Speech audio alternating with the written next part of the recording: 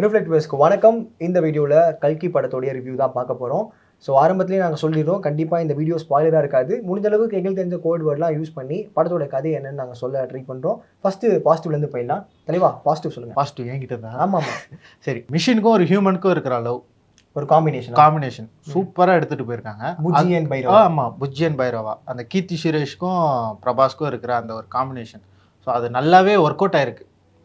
எப்படி நீங்கள் வந்து உங்கள் பைக்கை நீங்கள் லவ் பண்ணுறீங்களோ அதேமாரி இந்த படத்தில் வந்து பிரபாஸ் வந்து அந்த புஜ்ஜியை அவளுக்கு லவ் பண்ணுவார். அந்த மாதிரி ஒரு எப்படி சொல்றது, ஒரு கம்யூனிகேஷன். வண்டி ஓட்டும் போது நம்ம பேசிட்டு இருப்போம், டேய் பெட்ரோல் நம்ம லைட்டா இருந்தாலும் டேய் விட்றாதடா லட்சுமி போயிடு அப்படின்னு பங்க் வரைக்கும் கூட்டு போயிடு. அந்த மாதிரி ஒரு விஷயம் சூப்பரா அதை எடுத்துட்டு போயிருக்காங்க. அதான் கஷ்ட காலத்துல இருக்கும் போது கூட புஜ்ஜி வந்து பைரவ காப்பாத்தும். அந்த மாதிரியான நிறைய மொமெண்ட்ஸ் வந்து இந்த படத்துல இருக்கும். பாயிண்ட் அவுட் பண்ணி சொல்லலாம், அந்த மாதிரி விஷயம் இருக்கு. அதுக்கப்புறமா வந்து கிராஃபிக்ஸ், நான் வந்து இதுக்கு முன்னாடி ரிவ்யூவில் நான் சொல்லியிருப்பேன். நான் கிராஃபிக்ஸ் வந்து என்ன இப்படி பண்ணியிருக்காங்க, ஹாலிவுட் படம் பாருங்க இதான்.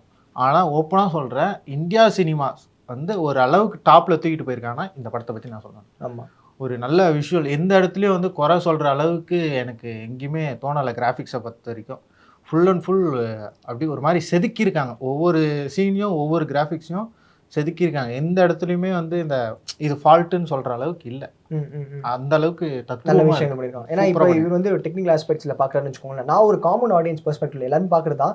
அவங்க வந்து படம் பார்க்கறதுனா சூப்பராக என்ஜாய் பண்ணலாம். 3Dயும் இருக்குது, 2Dயும் இருக்குது. அந்த கிளாஸ்லாம் போட்டு பார்த்தீங்கன்னு வச்சுக்கோங்களேன், வேற ஒரு வேர்ல்டுக்கு அவங்க வந்து கொண்டு போயிருப்பாங்க. அந்த மாதிரி அந்த விஷன், நாகாஸ்வின் அவருடைய விஷன் வந்து கண்டிப்பாக பாராட்டியே ஆகணும். அந்த இமேஜினரி வேர்ல்டுக்குள்ளேயே நம்மளை வந்து கொண்டு போயிட்டாரு. சூப்பராக இருந்துச்சு. ஆனால் இது வந்து லைட்டாக மகாபாரதத்தோட லைட்டா இல்ல வெயிட்டாவே மகாபாரதத்தோட கனெக்ட் ஆயிருக்கு. இது ஆக்சுவலி எப்படி சொல்ல போனோம்னா மகாபாரதத்தோட மாடர்ன் வேர்ல்டு அப்படின்ற மாதிரி சொல்லலாம். நீங்க வந்து நிறைய படம் பார்த்துருப்பீங்க, இந்த கத்தி சண்டை இதெல்லாம் ஒரு அரைச்ச மாதிரி இருக்கும். இது அப்படியே தூக்கி ஒரு மாடர்ன் வேர்ல்டுக்குள்ள இந்த மாதிரிலாம் நடந்தா எப்படி இருக்கும். ஸோ அந்த இடத்துல ஒரு விஷயம் வருது, அதை எப்படி உங்ககிட்ட கொடுத்துருக்காங்க தான் இந்த மேட்ரு. ஒரு மாடர்ன் வாரே சொல்லலாம். மகாபாரதம் மாடர்ன் வார்னே சொல்லலாம். படம் நடுவில் இல்லை நான் சொல்றேன், பாசிட்டிவா அது நெகட்டிவா? இல்லை பாசிட்டிவ். இது வந்து சர்ப்ரைசிங் கேரக்டர்ஸ் எலிமெண்ட்ஸ் உள்ள நிறைய பேர் இருக்காங்க. அது நான் இங்கே ஸ்பாயில் பண்ண நான் விரும்பலை. நீங்கள் படத்தை பாருங்கள், படத்தை பார்த்தோன்னே நீங்களே இவன்டா டேய் அவன்டா அந்த அளவுக்கு இருக்கும். அதாவது மலையாளத்துலேருந்து ஒரு சாக்லேட் பாயை உள்ளே போட்டிருக்காங்க, அவர் இருக்காரு. அதுக்கப்புறமா தெலுங்கு பட டைரக்டர் ஒருத்தர், அவர் வந்து குல்கி சர்பத்லாம் போட்டு போவார் நிறைய தெலுங்கு படங்கள்ல. அவர்லாம் வந்து இந்த படத்தில் வந்து நிறைய விஷயங்கள் பண்ணியிருக்காரு. சொல்லாமல் இப்படி மூடி மறைச்சி சொல்கிறதே வந்து நீங்கள் போய் தேட்டருக்கு போய் பார்க்கணுன்றதுக்காக தான். படத்தோட ஒன்லைன் வந்து எப்படி இருக்குன்னா, ஒரு இடத்துல எல்லாமே கிடைக்கும், செழிப்பாக இருக்குது. இன்னொரு இடத்துல ஒன்றுமே இல்லை, ரொம்ப வறண்ட பூமியாக இருக்குது. இந்த வறண்ட பூமியில் இருக்கவர் தான் ஹீரோ பிரபாஸ் அவர்கள். இந்த செழிப்பான இடத்துக்கு போகிறதுக்கு ரொம்ப ஆசைப்படுறாரு. ஏன்னா இந்த இடத்துல எல்லாமே கிடைக்கும் இல்லையா.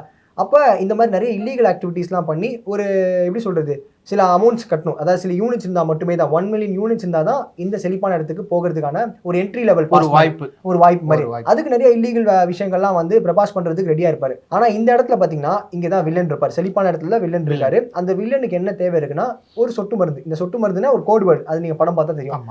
இந்த மருந்தை வந்து எங்கேருந்துன்னா பெண்கள் அந்த குழந்தை கர்ப்பப்பையிலேருந்து அதுல இருந்து அந்த எக்ஸ்ட்ராக்ட் எடுப்பாங்க. அந்த எக்ஸ்ட்ராக்ட் தான் வந்து அந்த வில்லனுக்கு கொடுத்தாங்கன்னா அவன் கொஞ்சம் எப்படி சொல்றது, கொஞ்சம் தெம்பா ஆகிறதுக்கான வாய்ப்புகள் இருக்கு. ஆனா அவன் தேடுற அந்த ஒரு விஷயம் இருக்குல்ல, எக்ஸ்ட்ராக்ட், அது கிடைக்காது. ஏன்னா அபூர்வமா 6000 வருஷத்துக்கு அப்புறம் ஒரு வாட்டி தான் அந்த பெண்ணுக்கு வந்து அந்த கர்ப்பம் நிற்கும். அந்த குழந்தையிலிருந்து அந்த எக்ஸ்ட்ராக்ட் எடுத்து அவர் கொடுத்தா மட்டும்தான் அவர் வந்து பழைய நிலைமைக்கு வருவார். அதை அவர் தேடிட்டு இருப்பார், ஒரு எக்ஸ்பெரிமெண்ட் பண்ணிட்டு இருப்பார். பெண்கள் எல்லாம் கூப்பிட்டு வச்சு சித்திரவாதப்படுத்தி அவங்க கிட்ட இருந்து, அதாவது சித்திரவாதம் செஞ்சுன்னா கவனிப்பு நல்லா இருக்கும். ஆனா கடைசியில அவங்க கிட்ட அந்த எக்ஸ்ட்ராக்ட் இருக்கும்போது அவங்கள வந்து எக்ஸ்ட்ராக்ட் எடுத்து கொலை பண்ணிடுவாங்க.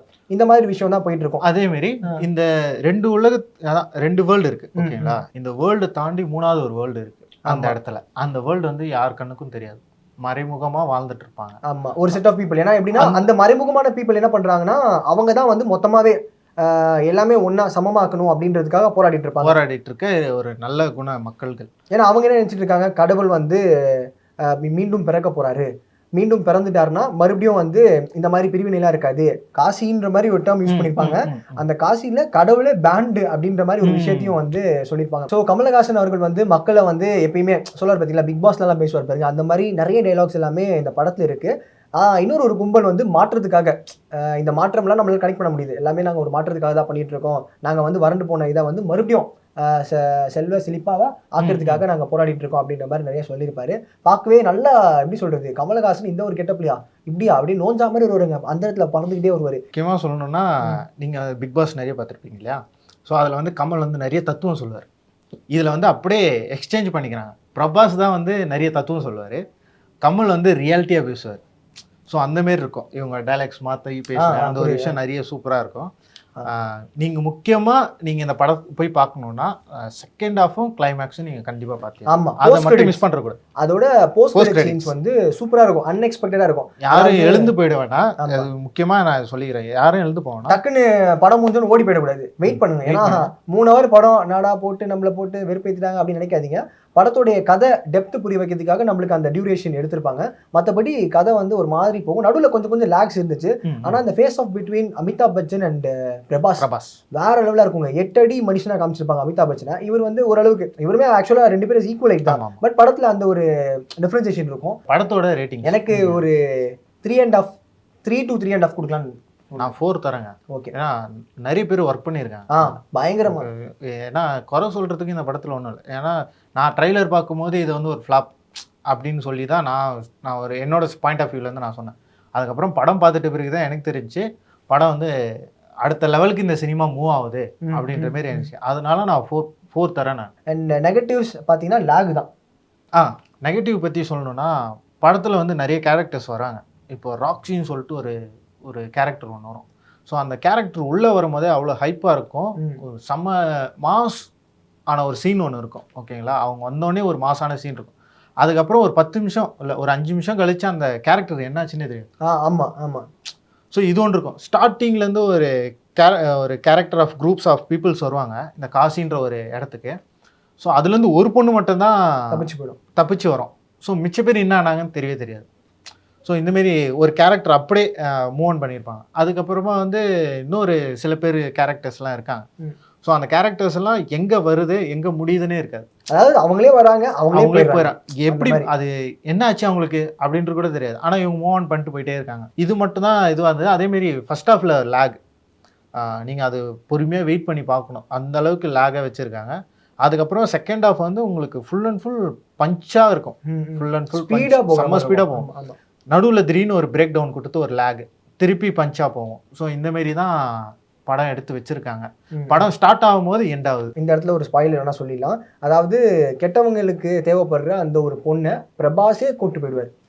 நம்ம சந்தோஷமா இருக்கலாம் அப்படின்னு சொல்லிட்டு கொண்டு போவாங்க. அதான் கட்டு. அதாவது அந்த படத்துல வந்து இந்த பாகுபலி வந்து எது கட்டப்பா பாகுபலியை கொண்டாரு, அதனால எதுக்கு பிரபாஸ் இப்பெல்லாம் பண்றாரு, ஏன் பிரபாஸ் இந்த பொண்ணை கூட்டிட்டு போறாருன்னா இந்த படத்தோட அடுத்த இது அப்படி கூட்டிட்டு போய் அவருக்கு வந்து இந்த பழைய ஞாபகங்கள்லாம் வருது. ஏன்னா அப்பப்போ வந்து அவருக்கு பழைய ஞாபகங்கள்லாம் வரும். ஏன்னா மகாபாரதத்துல ஒரு பெரிய கேரக்டர் அவருக்கு. மகாபாரதம் பார்த்துருந்தீங்கன்னா கண்டிப்பாக இந்த படம் உங்களுக்கு சூப்பராக கனெக்ட் ஆகும். அண்ட் உங்களுக்கே தெரியும் கேரக்டர்ஸ் அடுத்தது யாருன்னு. கமலஹாசன் அவர்கள் தான் லாஸ்ட்டில் வந்து இந்த சூப்பர் என்னது அவர் அந்த படத்தில் வந்து அவர் பேர் வந்து சுப்ரீம் யாஸ்கின்னு லாஸ்ட்டில் வந்து அவர் அந்த வில்ல பிடிச்சி ஒன்று பண்ணுவார். எல்லாம் ஜெர்க் ஆயிடுச்சு. அவர் என்ன அர்ஜுனனா இல்லை யாரும் கூட அந்த மாதிரி ஒரு ஐப் கொடுத்தாங்க. ஸோ இது வேற லெவல் ஆஃப் ஃபேஸ் ஆஃப் வந்து ஒரு டைலாக் ஒன்று சொல்லியிருப்பார், அந்த வில்ல பிடிச்சிட்டு நானே வரேன் அப்படின்ட்டு. செம்ம கூஸ் பம்ஸாக இருக்கும். படத்துல ஆமா கூஸ் பம்ப் சீன்ஸும் ஒரு 2-3 முக்கியமா நீங்க இந்த படம் பாத்தீங்கன்னா நீங்க கமெண்ட் பண்ணுங்க. ஓகேங்களா, எனக்கு கூஸ் பம்ப் ஆன சீன் வந்து பிரபாஸ் கையில வந்து ஒரு குச்சி ஒன்று வரும். நான் இதை ரிவீல் பண்ண வரல, ஒரு குச்சி ஒன்று வரும். ஓகேங்களா, அது வந்துட்ட பிறகு ஃபுல் மாஸ் சீனா இருக்கும் உங்களுக்கு. அது ஒண்ணு. அதுக்கு முன்னாடி வந்து அமிதாப் பச்சன் ஒரு சீன் பண்ணிருப்பாங்க. ஓகேங்களா, அது 2. அதுக்கப்புறமா கிளைமேக்ஸ்ல கமல் சார் ஒன்று பண்ணியிருப்பார் பாருங்க. சரி, இது எப்படின்னா சிம்பிளா சொல்லிடுறேன். தார் வந்து எப்படி நான் மட்டும்தான் இந்த ஆமர் தூக்கு நினச்சிட்டு இருக்கும்போது கேப்டன் அமெரிக்கா கையில் வந்தோடனே தூக்கு வரும் பார்த்தீங்களா, அது மாதிரி அமிதாப் பச்சன் கையில் அந்த குச்சி இருக்கும்போது பவர்ஃபுல்லாக இருக்கும். மிச்சம் யார்கிட்டயாச்சும் போச்சுன்னா அது பவரே இருக்காது. ஆனால் தலைவன் பிரபாஸ் கையில் போனோடனே ஒன்று நடக்கும். அதுதான் ஒரு மாதிரி வேற மாதிரி ஒரு சம்பவம் நடக்கும். அப்போ தான் ஒரு பழைய ஞாபகங்கள் வரும். ஸ்பாய்லராகவே இருக்கட்டும். அண்ட் இன்னொன்று அந்த சீனில் தீபிகா படுகோன் வந்து கீழே உள்ள போவாங்க. இது வந்து வேற மாதிரி ஒன்று பண்ணி பிடிப்பாரு. இது எக்ஸ்பெக்டே பண்ணியிருக்க மாட்டோம். பிரபாஸ் அந்த டைமில் வருவார், வந்து காப்பாற்றுவார் அப்படின்ற மாதிரி. அப்பப்போ சில சிம்பத்தியான சில எப்படி சொல்கிறது, குழந்தைகளை காப்பாற்றுறது, பிரபாஸ்குள்ளே அந்த ஹீரோ இருக்கும். என்னன்னா அவர் வந்து நான் ஏன் இந்த இடத்துல இருக்கணும், நல்லா செழிப்பான இடத்துல இருக்கலாமே அப்படின்ற ஒரு செல்ஃபிஷ்னஸ் தான். படத்தில் செல்ஃபிஷ்னஸ் வந்து எவ்வளோ இம்பார்ட்டன்ட் அப்படின்ற மாதிரியும் காமிச்சிப்பாங்க. சுயநலமாக இருக்கணும், இருந்தால் தான் இந்த உலகத்தில் வாழ முடியும் அப்படின்ற ஒரு பஞ்ச் லைனுமே இந்த படத்தில் இருக்குது. அதேமாரி பிரபாஸ்க்கு வந்து சொல்லாத ஒரு லைன் ஒன்று சொல்லியிருப்பார். எப்படின்னா, நீங்கள் கடைசி வரைக்கும் இந்த விஷயம் முயற்சி பண்ணிட்டே இருந்தீங்கன்னா அதை நீங்கள் அச்சீவ் பண்ணலாம் அப்படின்றவே சொல்லாத அளவுக்கு ஒரு லைன் ஒன்று சொல்லியிருப்பாங்க. படத்துல வந்து எமோஷன்ஸ் வந்து எங்கேயுமே ஒர்க் அவுட் ஆகல, எதுவுமே இது ஒர்க் அவுட் ஆகலன்னு தான் நான் சொல்லுவேன் மோஸ்டா. படம் பேக்கேஜே ஒர்க் அவுட். படமா பார்த்தீங்கன்னா உங்களுக்கு சூப்பர் படம். உங்களுக்கு வந்து இந்த மந்த் என்டர்டைன்மெண்ட்டான படம் சொல்லுவேன். இந்த கல்கி படத்தை பார்த்துட்டு இந்தியன் 2 பார்க்கணுமான்னு தோணுது. பார்ப்போம். நல்ல ஒரு ஐபி ஏற்றிட்டு தலைமை இந்தியன் 2 என்ன சம்பவம் பண்ணியிருக்காரு அப்படின்ற மாதிரி. ஸோ நாங்கள் ஓரளவுக்கு படத்தை சொல்லாமல் அங்கங்கே கொஞ்சம் சொல்லியிருப்போம். நீங்கள் இந்த ரிவ்யூவை ஃபுல்லாக பார்த்துட்டு உங்களுக்கு என்ன இந்த படம் பார்த்துட்டுக்கப்புறம் தோணும்ல, அதெல்லாம் கமெண்ட் செக்ஷனில் சொல்லுங்கள். அண்ட் ரிவ்யூ எப்படி இருக்குது அப்படின்றது கீழே கமெண்ட் செக்ஷனில் மறக்காம பிடிச்சிருந்துச்சுன்னா கீழே கமெண்ட்டில் சொல்லுங்கள். ஆமாம், உங்களுக்கு ஏதாவது சேஞ்சஸ் பண்ணாலும் தயவுசெய்து அதுவும் கமெண்ட்டில் சொல்லுங்கள். கண்டிப்பாக நாங்கள் மாற்ற ரெடியாக இருக்கோம், வீடியோவில். ஆமாம். ஓகே, ஸோ இத்துடன் உங்களிடம் விடைபெறுவது உங்கள் சுகுமாரன், ராபின்.